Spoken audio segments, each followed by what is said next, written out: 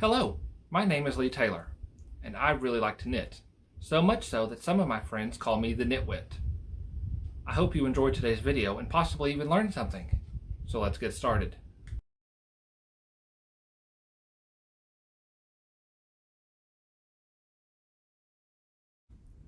Today's going to be set up a little bit differently. I'm going to talk a little bit about a background story. I'm going to show some of my yarn. I'm going to update projects. I'm going to talk about the secret project, and we're going to have a lot of fun doing it. So let's get started.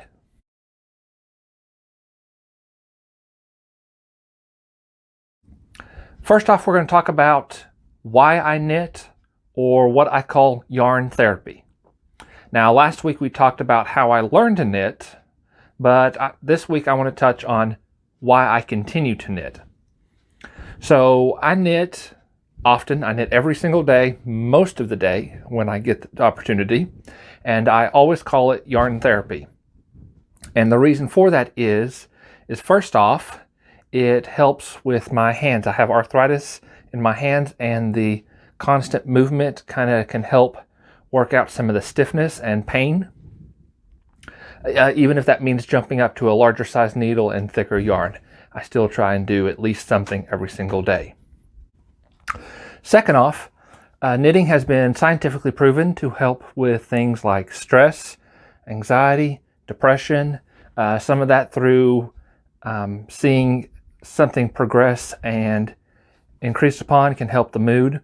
Also just arts and crafts and just having fun, kind of distracting your mind so you don't get quite so stuck in your mind. All of those help tremendously with mood. So I definitely use yarn therapy in the regular sense of therapy. Third, and for me probably most importantly, it gives me a sense of accomplishment, a sense of productivity, even on my bad flare days when I can't really do anything else except sit in a chair and watch TV. I can knit.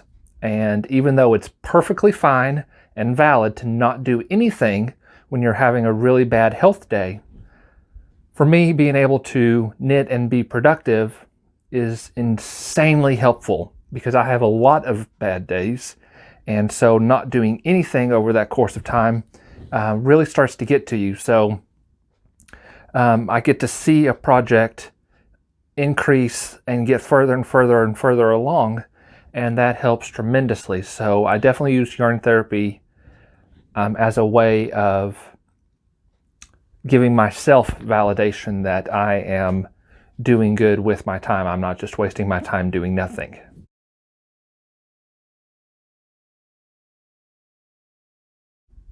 In this next section, I am going to reveal my yarn stash. It is a very large yarn stash. I had to even buy a new yarn storage system. The one that I used previously was a 4-drawer plastic file cabinet, and I ran out of room for my yarn. I didn't have room for even a fraction of my yarn. So I have since bought cubes, and I will show you that now. I am filming this one with my hands, so I apologize for the shaky, but this was the best way for me to get everything shown in. So here you see my 2 shawls that I have knit. You can see the socks, you can see the hat over here on the side, the section of my scrap yarn, my 2 little bunnies, Wayne and Bun, a yarn spindle, and my knitting needles. So now we will scan down, and here we have the pinks, the reds, the oranges, the yellows, the greens, the blue greens, the blue, the indigo. Down here we have violet, browns, white, black, gray, stuff that is in hibernation.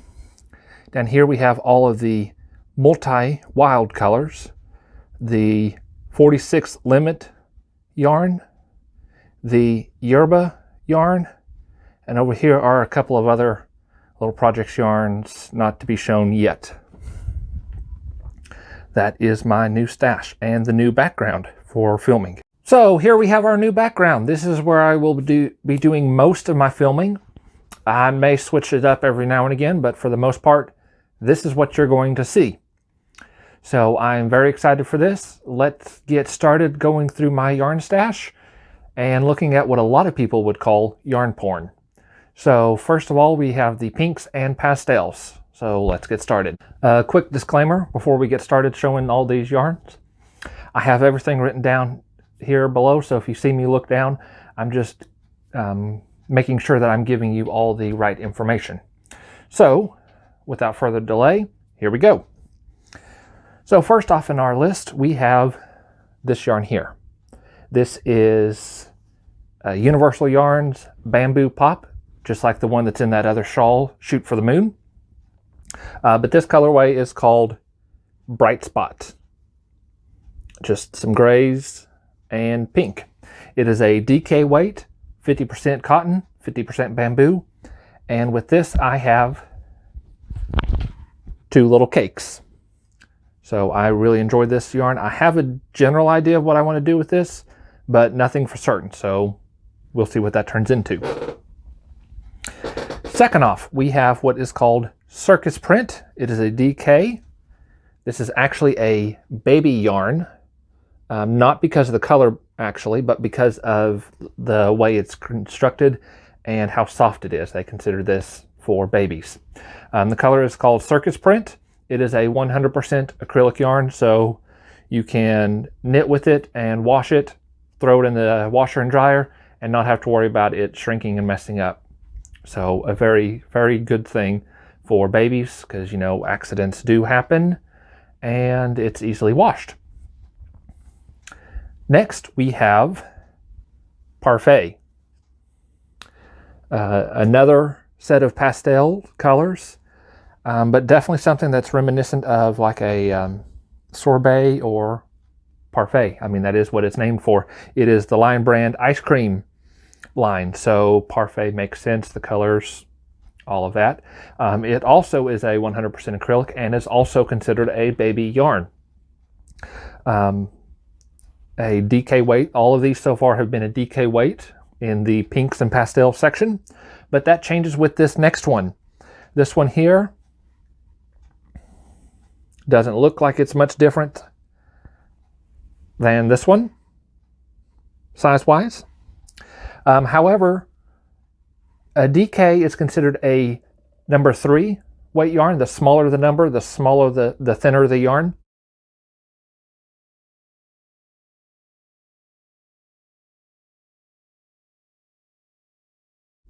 This is considered an Aran weight, which would be a number 5. So it's actually 2 sections thicker, supposedly. I've seen a lot of discrepancy in the numbers, especially the other day I seen a yarn that was the number 3 right next to a yarn that was a number 1, and the number 1 was actually thicker than the number 3. So I don't really hold too much with the numbers. Now, a lot of people will take this yarn and wrap it like around a ruler or something for 1 inch, and then they will measure, or they will count the strands within that. They don't try and pack them in, they just lightly lay them around, and then you count for how many wraps per inch. And a lot of people measure their yarn based on that, the circumference. So this is an Aran weight yarn. The color is Pastel Orchid, and it actually has more of a mauve purple tint to it in person. Looks very pink, bubblegummy on camera. It is not. It is also an acrylic, but it is not necessarily considered a baby yarn. It's not really any coarser in terms of feel than the other yarns. It's just not specifically marketed as a baby yarn. So that is the first in the yarn dive, the yarn porn, the stash look. I'm going to break each color up into their own video because otherwise I feel like that would be too overwhelming to do multiple cubes at the same time, and then I get to spend a little bit more time talking about what the color is. So hopefully you enjoyed this first section and don't mind seeing more from here on.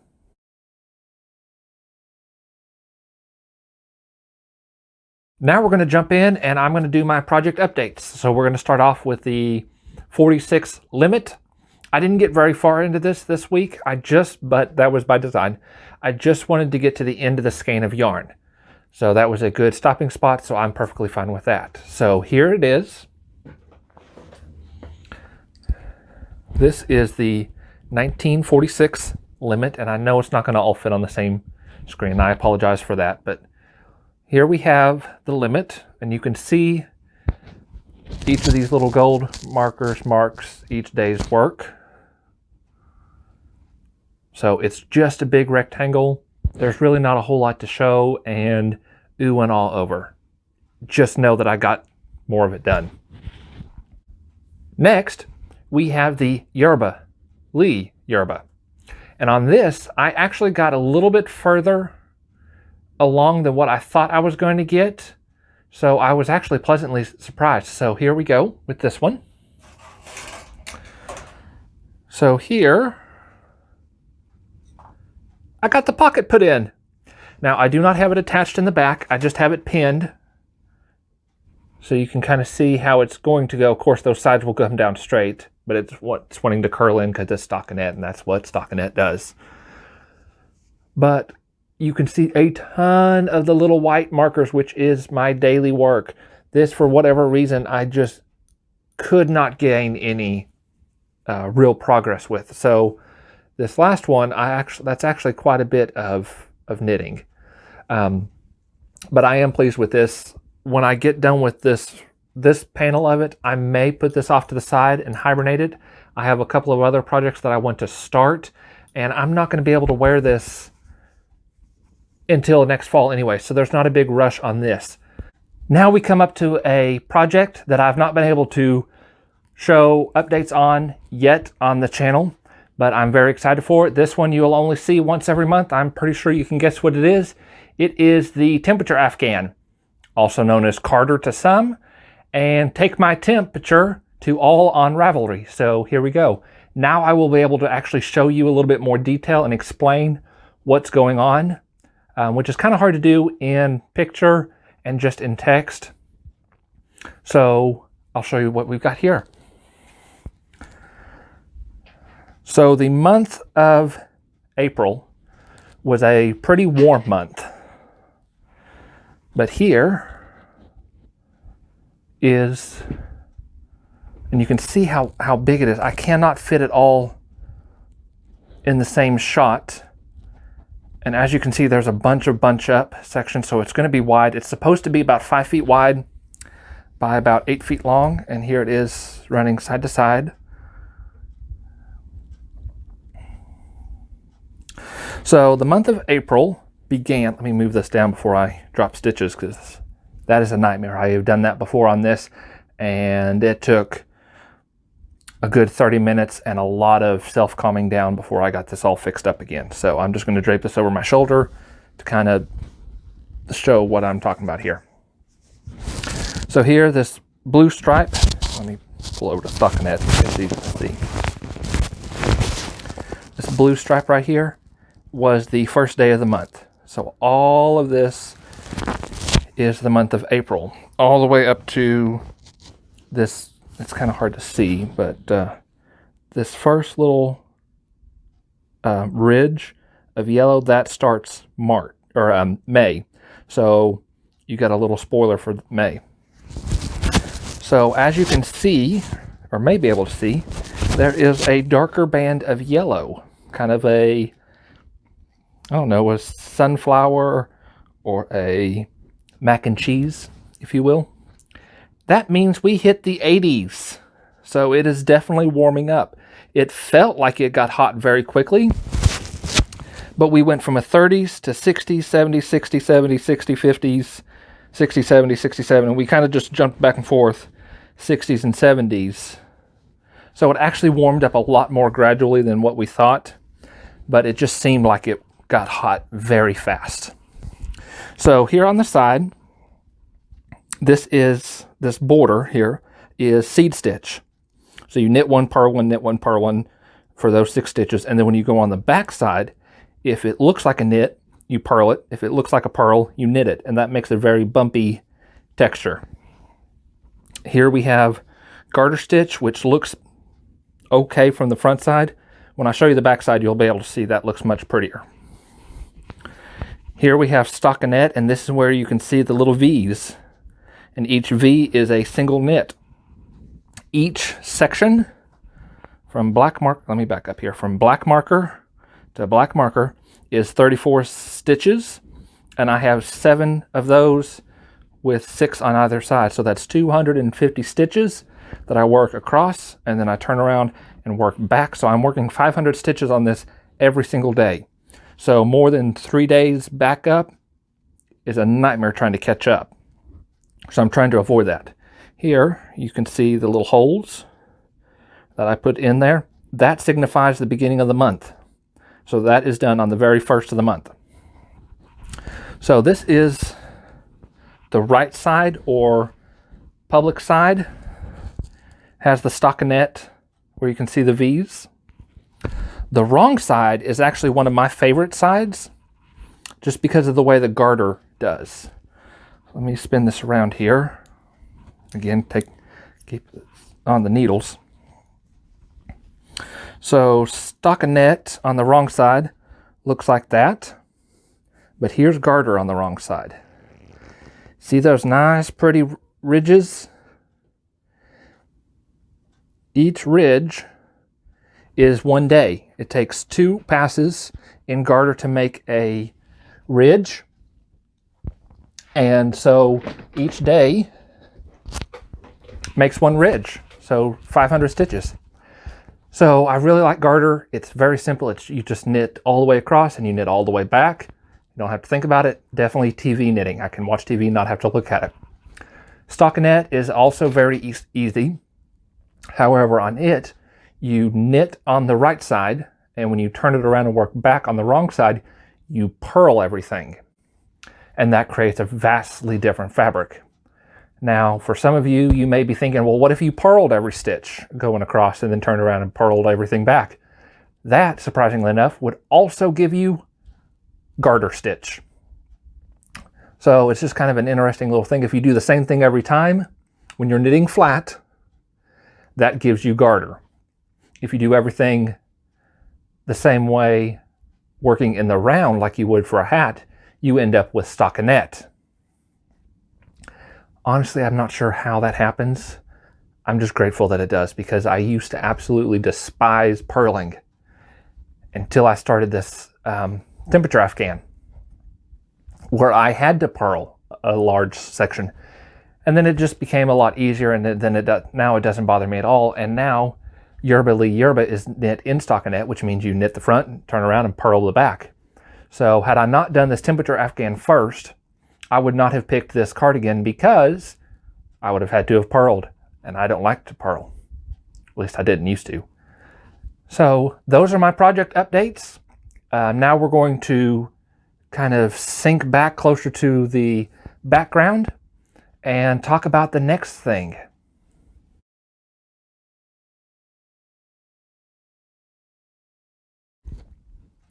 This is the secret project that I was talking about last week. Now, I wasn't 100% sure if I would show it yet, because it's actually part of a multi-part project. But I know people are dying to know what's going on with this, so I will go ahead and show you. But first, I want to talk about how I come up with the pattern, because this is one that I am personally designing. I want to give you a little bit of the information about it, and then I want to tell you what plans I have for all the parts in the future, and this part in particular. Also, the very untraditional way I blocked this pattern, this project. So let's enjoy. So first off, the pattern is a shawl, and I'm not going to show you to the very last minute. I want all the suspense built up that I possibly can. So you're just going to have to live with that, because I feel a little drama and tension is good at certain times when controlled and in a peaceful setting. So the pattern, first off, like I said, was a shawl. It came to me one evening. I was in bed, almost asleep. I'm like 2 seconds and I would have been out cold. And all of a sudden my eyes literally shot open, and I said, what if I did a double yarn over along the spine instead of a single yarn over? Because when I was working the Shoot for the moon, the spine is flanked by 2 yarn overs, and that gives a lacy look. A double yarn over, I will explain in a future video. I will do a demonstration on both a regular yarn over and how you knit into it on the other side, and a double yarn over and how you knit into it, and what you usually do along both sides if you don't want to increase stitches. More on that in a future video. So the next day, I sent myself a text so I could remember what that was, what my thought was, in case when I woke up the next morning I had no clue. Although I had nothing to fear because I woke up and was ready to get started on the shawl. So I started the shawl. And in a color that I liked, a very muted color, which I'll show you in a future video when I get to that section of the cubes. But I couldn't really see what was going on with the shawl. I mean, I could see it, but I couldn't see how it was going to lay. And that, for me, was very important. So I went to my stash, and I looked at my yarns. And I wanted something crazy, so I went to my wild section, the variegated yarns, the self-striping, that sort of thing. And I have 4 mini skeins, which are maybe 60 grams, which is 77 yards of an Aran weight yarn, which actually really isn't all that much at all. The hat behind me is 100 grams of fingering weight yarn that I held triple. So 100 grams only got me that. So I knew it wasn't going to be a big project, and I was perfectly fine with that because I just wanted a swatch. And normally a swatch is like a 4x4 square, or in this case, shawl, a good chunk of the repeat, so you can kind of see how the patterning plays out. But again, you can't see how it's actually going to lay until it's completely off the needles, or at least on scrap yarn, and then you have to pick it back up to continue knitting it. And I still wasn't for sure if I liked the overall look. So I decided I would use those little mini skeins and knit the entire shawl as far as that skein would go, block it, and then I would have it. It is a small shawl, perfect size for Mama Kitty. I have yet to lay it on her because she has yet to be in a good mood since I have made this shawl. But hopefully soon I will put this on her and you'll get to see that. So that explains all the background, how the pattern come to me. Now let me show you what the pattern actually is. First, I will show you the right side. And the camera's going to jar a little bit because I'm going to push the camera back. It's on a rolling cart, and so my carpet has a very, very big texture, so it's going to be bumpy, and I apologize. Okay, so here is the small shawl.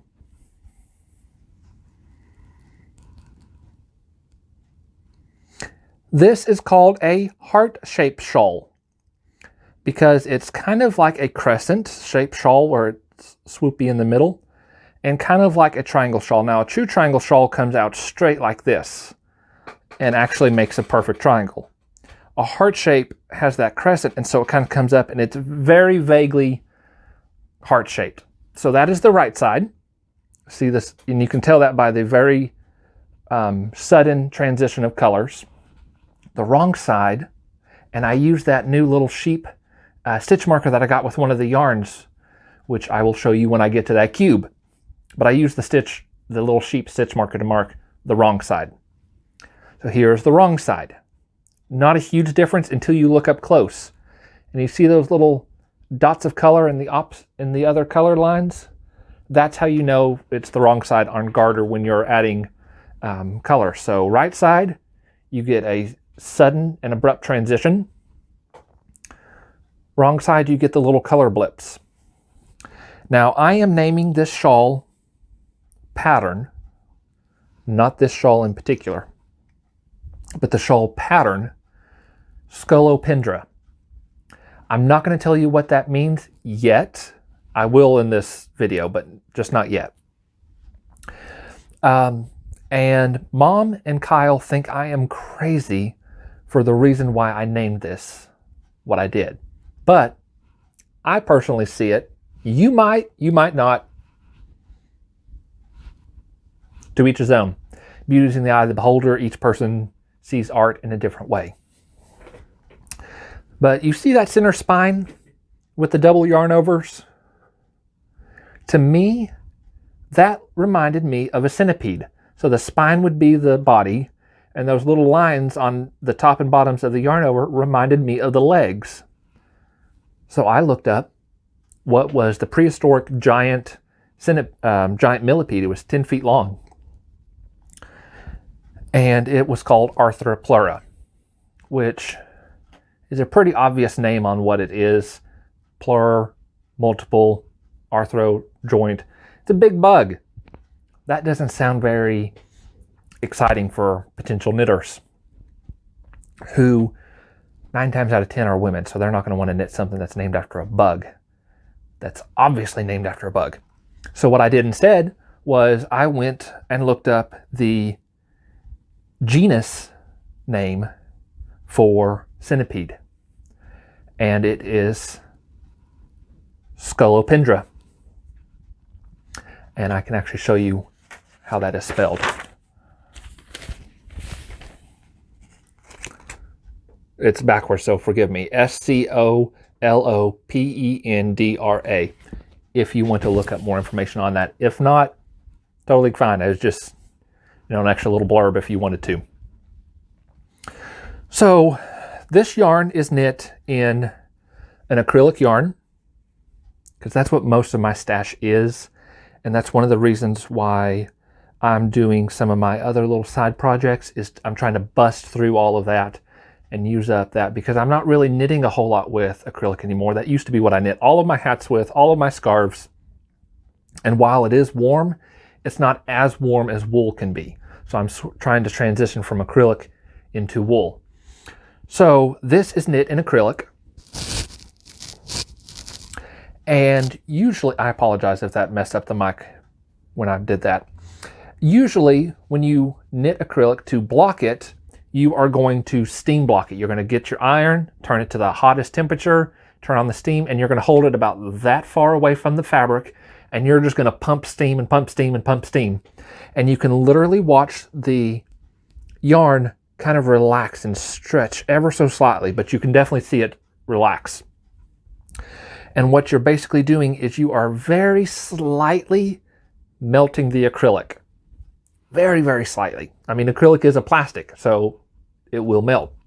Now, if you do it with a lot of heat, far more than what an iron could do, it is called killing the yarn. Well, what I did, it was in the evening. I didn't feel like setting up the ironing board and the iron, and you got to pump the thing, and that kind of hurts my hands. So I was like, I'm not going to do that. What if I try something a little untraditional?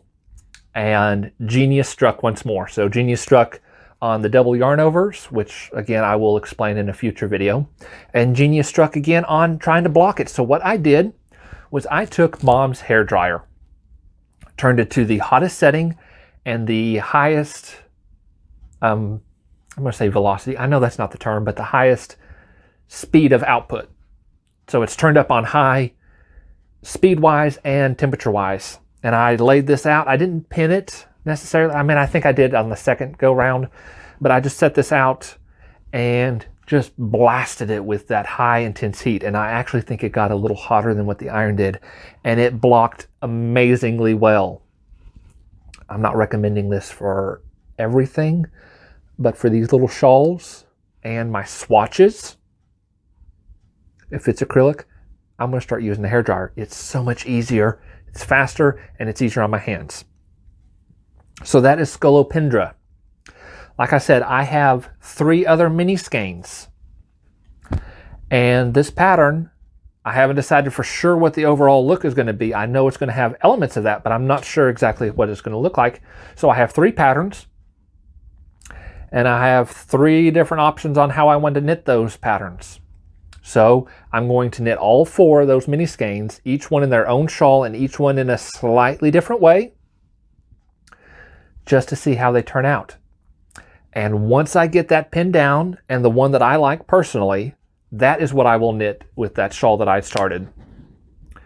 But Once I have all those done and everything written up, I'm going to get some test knitters, which is where you send someone a pattern, and sometimes you send them yarn, sometimes you don't, sometimes you pay them, sometimes you don't. Just depends on the setup, but you send them the pattern and they do a test knit where they knit the pattern and make sure that the pattern is easy to understand, that the pattern is even something that might be a little bit of appealing. They basically give you a feedback from another perspective, from an outside source. So once I do all of that, I am actually going to release the pattern on Ravelry. Now, I've talked about Ravelry a couple of times, and I'm going to just very briefly gloss over what it is. I may go more depth into another video.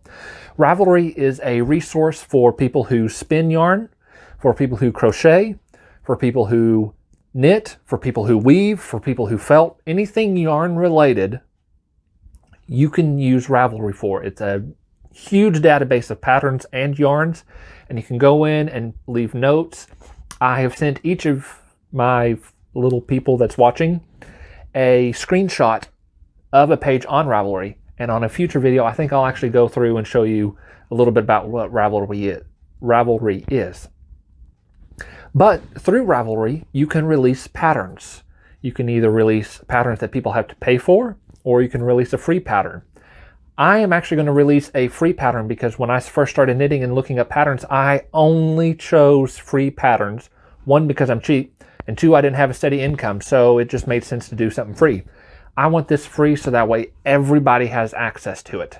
So I'm super excited for that, and we'll see how that turns out. So that is Scolopendra. That is my secret project that I've been busting to say and talk about. Now I can talk about it a little bit more. I knit this. I can't remember if this is worsted weight or Aran weight. I think it's Aran weight, which is a 5, worsted is a 4. There's really not much of a difference because yarn is on a continuum. So something that's very in the center of 4 or on the low end of 4 versus something that's on the far end of 5 would be very drastically different. But if it's very close to each other, there's really not much of a difference.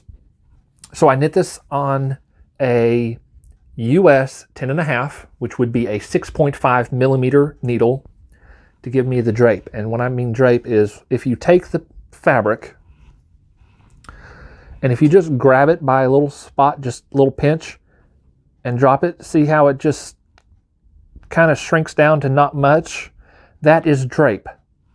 Now, if you take something and knit it on very, very, very large needles, I don't have an example at the moment, and you grab that, it is going to completely go down to something super, super thin like that, except not pulling on it. It just naturally does that. And one of the best examples of that, of a very high drape, is what is called a wedding ring shawl.